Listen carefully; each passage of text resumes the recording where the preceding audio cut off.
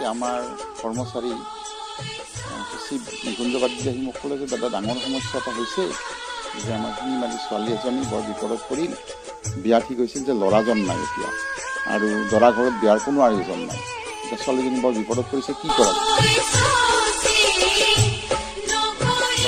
আমাৰ কলেজত চব মানুহ ভৰি পৰি হিমাংশুক মাতি লৈ গ'ল। হিমাংশুই ক'লে এনেকুৱা কাম কৰিবৰ মোৰ ইচ্ছা আছে।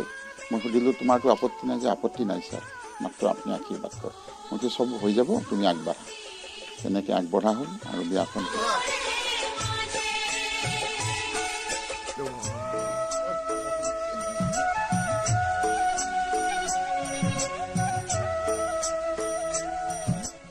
বাজিছে তেতিয়ালৈ মই একোৱে যোগাৰ কৰা নাই। প্ৰিন্সিপাল ছাৰে মোক কৈছে এই 10,000 টকা লৈ যোৱা, মই গাড়ী দুখনো ঠিক কৰিছোঁ। ছাৰে গাড়ীও দুখন দি দিছে, দি মোৰ আত্মীয় স্বজনখিনিও আগবাঢ়ি আহিছে, সকলে সঁহাৰি জনাইছে, মই বহুত ভাল।